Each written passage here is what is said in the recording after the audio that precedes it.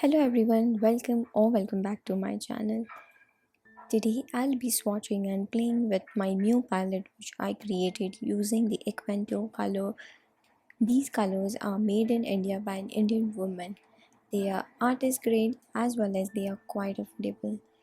I'm super proud that these high quality paints are being made in my own country. So I thought I'll give you a little bit of swatch and details about all the colors which I've been working and playing with quite some time. So for me to know the complete range of colors and how they work on paper, the best is to create the palette using that brand. So that's what I've done. You can see I started with my yellows and then red, and then I moved to my earth colors, then I kept the green, and lastly the blues. This is how I like to arrange my palette, with the starting with the yellows and then going towards the blue colors. Alright, so I'm pretty happy with how my palette is looking. Now let's move on to swatching part. The first color which I swatched was Hansa Yellow. It is made up of pigment number PY1. All the information about the pigment, light fastness, transparency, everything is mentioned on the tube. The Hansa Yellow is a quite bright yellow color. The next color which I'm swatching is Flaming Red, made out of pigment number PR4. It is a bright orangey red color. Here I'm swatching the darker value on the top, and as I'll move downwards I will just dilute it a little so that you can see different values of the same color. Next color which I'm swatching is a very different red. It is named Theoduline red, made up of pigment number PR3. It is a cool red color, can be used to paint different types of flowers as well as skies. A beautiful cool red. You can buy these colors on the Aquatone website. I will link all the details about the colors in the description box below, so definitely check that out.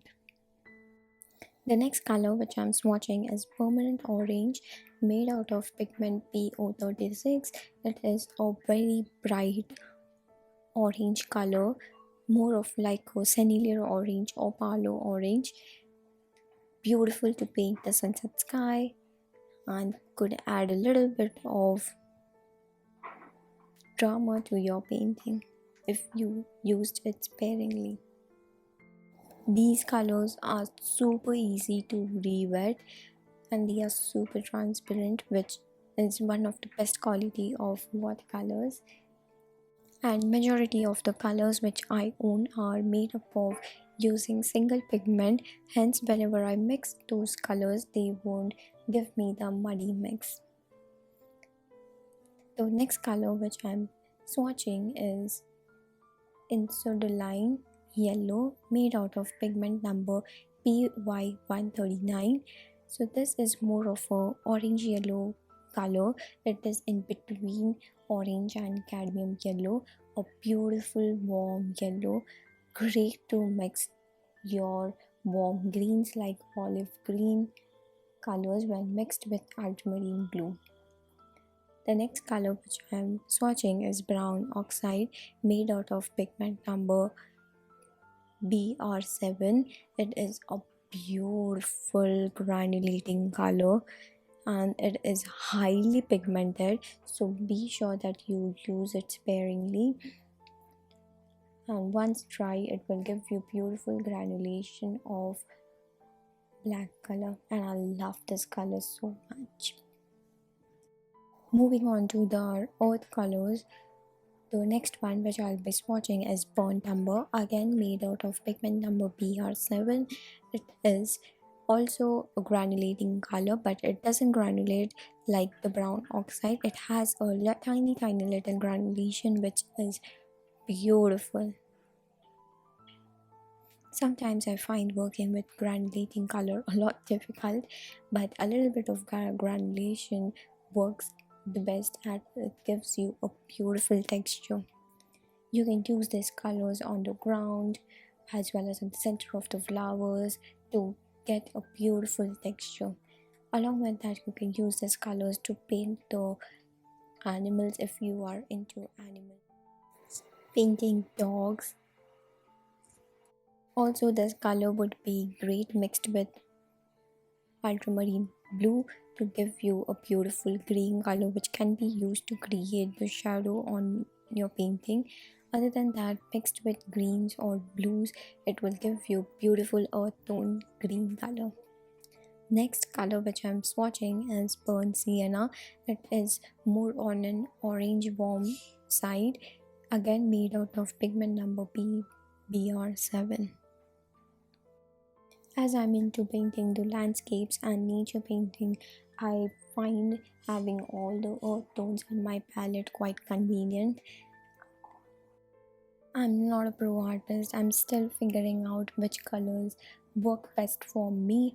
But other than that, I love exploring different brands and their colors.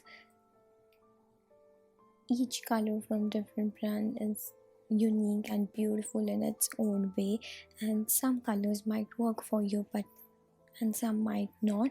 So yeah, it all depends on your style of painting and a lot of different factors. Alright, so next color which I'm swatching, the last earth color, is raw sienna. It is more of a yellow ochre but a little bit of dull looking. This color is made out of pigment number PY42, a must color in my palette. The next must have color in my palette is the sap green color. This is made out of pigment number PY83 and PG green. It is a quite bright green color.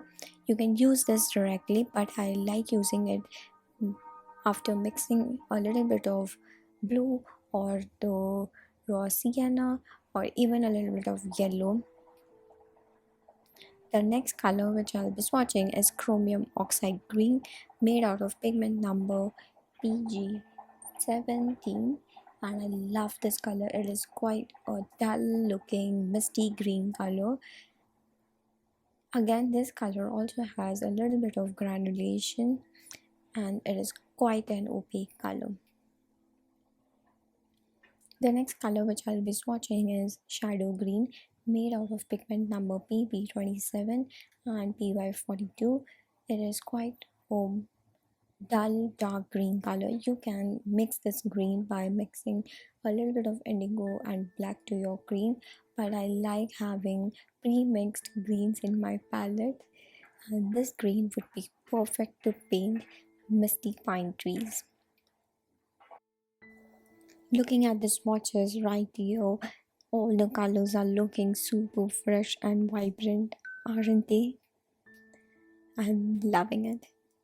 So the next color which I'll be swatching is ultramarine violet, made out of single pigment, that is PB15. It is a beautiful purple which granulates and gives you a beautiful effect once dried.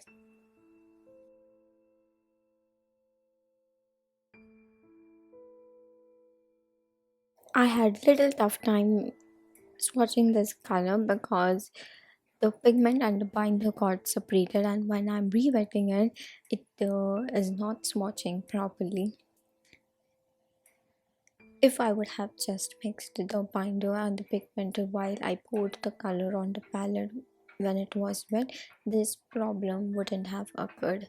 So yeah, in case you are pouring your tube colors onto the palette and you see the separation of the pigment and the binder, just take a toothpick or needle and mix both the pigment and the binder onto the palette itself, so that whenever it dries it doesn't get difficult for you to re-wet the paint. Alright, the next color which I'm swatching is ultramarine blue. This color is made out of pigment number PB29. It is a beautiful ultramarine like the regular colors from different brands, and it also has a little bit of granulation. The next color which I will be swatching is indigo carmine, made out of pigment number NB2, that is natural blue 2, a beautiful warm dark blue color, very useful to paint the night sky, to mix to darker greens, as well as to mix with dark purple color when mixed with cool reds.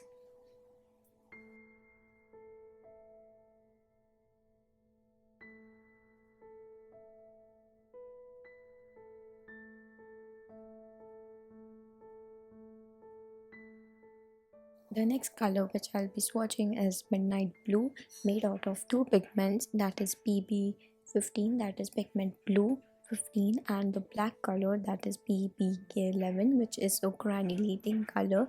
So you will see that when you will swatch this color, the black color will separate, creating a beautiful granulation. You don't necessarily need this color in your palette, but I like having some unique colors from the brand. That way you will be able to experiment whenever you are painting, and it also adds a little bit of drama or differenceness to your painting. And it's always fun to explore and play with your colors. Alright, so we are almost to the end of the painting, and the last color which I'm swatching is pale turquoise, made out of pigment number PP15 and PG7, that is also the pigment number emerald green. You don't need this color if you have PG7 and PB15. You can totally mix this color to get the paler turquoise color, but I like having this color because I paint a lot of water in my landscape, and having a premix color works best. All right, so yeah, now let me just show you the close-up of all the colors. You see the colors are super bright, super transparent, and I'm in love with all the colors which I've swatched onto my palette. They have a wide range of colors, so you can definitely check that out.